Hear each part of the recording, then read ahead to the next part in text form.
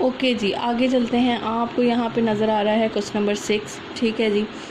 मैंने आपको जैसे बताया कि ये डिफरेंट मेथड के क्वेश्चन है, जैसे कि क्वेश्चन नंबर 1 से लेके क्वेश्चन नंबर 4 मेथड जो है वो एक जैसा था। अब क्वेश्चन नंबर 5 और क्वेश्चन नंबर 6 का मेथड एक जैसा है, ठीक है जी। तो अब क्वेश्चन नंबर 6 मैं करने लगी हूँ क्योंकि ये थोड़ा सा लेंथी है। क्वेश्चन नंबर 5 आप करेंगे, सेम ऐसे ही है जैसे मैं आपको क्वेश्चन नंबर 6 का मेथड बताती जाऊँगी, ठीक है जी।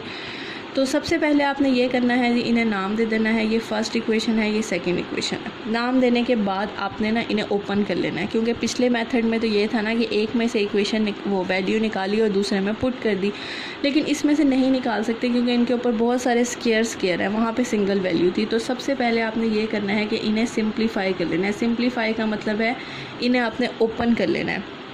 इन होल स्क्वायर को ख़त्म करेंगे, 1 लिखा हुआ है, आप वाई ना समझिएगा। चलिए जी, ये है a प्लस बी का होल स्क्वायर, तो हम इसे ओपन कर लेते हैं। a का स्क्वायर, b का स्क्वायर प्लस 2ab, इसे भी ओपन कर लेते हैं। a का स्क्वायर प्लस b का square plus 2ab is equal to 5, ठीक है जी। इसे भी ओपन कर लिया हमने, इसे भी ओपन कर लिया। सिंपल और फर्दर सिंप्लीफिकेशन कर लेते हैं। X square 1 plus 2x plus Y square 1 plus 2y is equal to 5, ठीक है जी।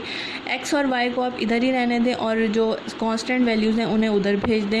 ये आपके पास बन जाएगा X square plus Y square plus 2x plus 2y। 1 plus 1 2 होगा, तो जब ये 2 उधर जाएगा तो -2 हो जाएगा। X square plus Y square plus 2x plus 2y is equal to 3, ठीक है जी। ये आपकी थर्ड इक्वेशन बन जाएगी। फर्स्ट इक्वेशन को पकड़ना है और उसे सिंप्लीफाई कर देना है, और अब इसी तरह आपने सेकंड इक्वेशन को पकड़ना है और इसे सिंप्लीफाई कर देना है। यहाँ पे आपके पास होल स्क्वायर है, इसे ओपन कर लेते हैं। a का स्क्वायर, b का square plus 2ab plus Y square is equal to 5, ठीक है जी। X square plus 4x Y square is equal to 5। Same वैसे ही आपने x और y को इधर ही रखना है और कांस्टेंट को दूसरी तरफ भेज देना है। X square plus Y square plus 4x 5 minus 4, X square plus Y square plus 4x, और ये आपके पास आ जाएगा 5 माइनस 4 1, ओके जी। ये आपकी बन जाएगी फोर्थ इक्वेशन, ठीक। फर्स्ट को सिंप्लीफाई कर लेना है और फिर सेकंड को सिंप्लीफाई कर लेना है। करने के बाद अब आपने इन दोनों इक्वेशंस को ना सब्ट्रैक्ट कर देना है। सब्ट्रैक्ट करने का मतलब ये होता है कि जब दोनों इक्वेशंस को हम ऊपर नीचे लिखते हैं ना, तो ये आपके पास नीचे वाले का साइन चेंज कर देता है, जैसे साइमल्टेनियसली इक्वेशंस में होता है। तो सेम आपने दोनों को ऊपर नीचे लिखना है। X square Y square 2x 2y is equal to 3, X square plus Y square plus 4x is equal to 1। Variable के नीचे वेरिएबल आना चाहिए, स्क्वायर के नीचे स्क्वायर, स्क्वायर के नीचे स्क्वायर, x के नीचे x, y के नीचे y, ऐसे करके। सब्ट्रैक्ट करने का मतलब ये है नीचे वालों को साइन चेंज कर देना। माइनस है तो प्लस है, प्लस है तो माइनस हो जाएगा, ये कट जाएगा, ये कट जाएगा। प्लस 2 और माइनस 4 आपके पास आ जाएगा माइनस 2x, ये प्लस 2y, ऐसे का ऐसे ही।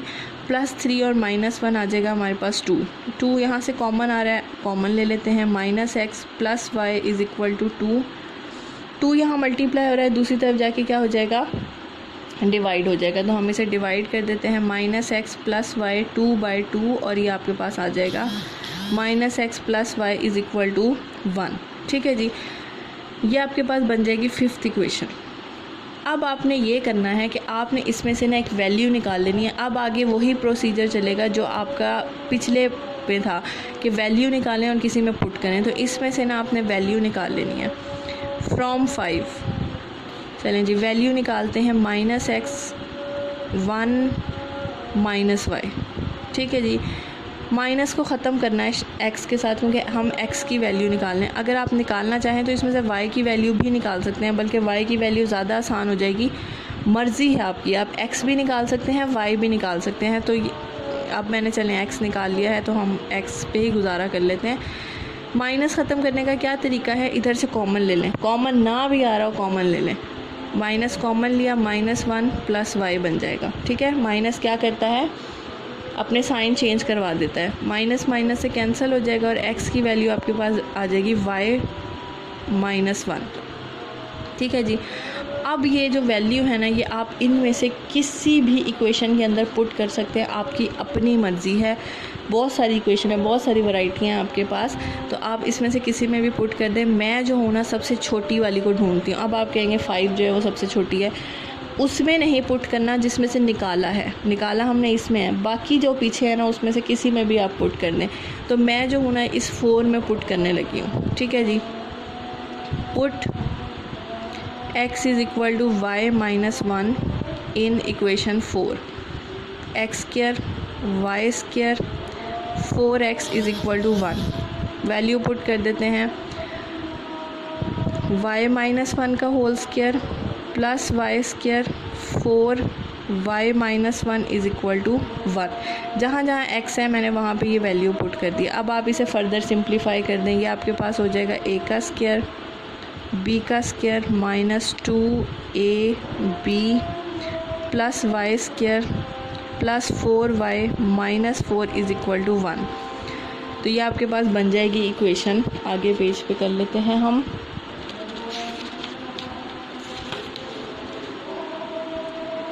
वाई स्क्वायर प्लस 1, उसके बाद है जी minus 2y plus Y square plus 4y और माइनस 4 इज़ इक्वल टू 1। दोबारा से चेक कर लेते हैं कहीं कोई मिस्टेक ना हो जाए। Y square plus 1 minus 2y plus Y square plus 4y minus 4 is equal to 1, ठीक है जी। ये आपके पास इक्वेशन है। इसे फर्दर सिंप्लीफाई करें, वाई स्क्वायर प्लस वाई आपके पास आ जाएगा 2y square minus 2y plus 4y आपके पास आ जाएगा प्लस 2y प्लस 1 और माइनस 4 आ जाएगा माइनस 3 और ये प्लस 1 इधर आके माइनस 1 हो जाएगा। 2y square 2y minus 4 is equal to 1। 2 आप कॉमन ले लें, Y square plus Y minus 2 is equal to 0। 2 multiply हो रहा है, उधर जाके क्या हो जाएगा, डिवाइड हो जाएगा। अब आपके पास ये आ गई है एक क्वाड्रेटिक इक्वेशन। आप इसमें कोई भी मेथड अप्लाई करें, फैक्टराइजेशन करें, कंप्लीटिंग स्क्वायर करें, क्वाड्रेटिक फार्मूला करें, आपकी अपनी मर्ज़ी है। तो मैं यहाँ पे फैक्टराइजेशन कर रही हूँ। वाई स्क्वायर माइनस 2 ऐसे का ऐसे ही, ये फैक्टर बन जाएंगे जी 2 1 ज़ा 2 और 2 में से 1 गया 1, 2y और 1y, ठीक है जी। y common y plus 2, 1 common y plus 2, ठीक है जी। y plus 2 common y minus 1 is equal to 0। y plus 2 दोनों को बारी बारी इक्वल टू 0 करेंगे और इसमें से वैल्यू निकाल लेंगे। y की एक वैल्यू आ जाएगी माइनस 2 और y की एक वैल्यू आ जाएगी 1, ठीक है जी। y तक हम पहुंच गए हैं। अब हमने x निकालना है।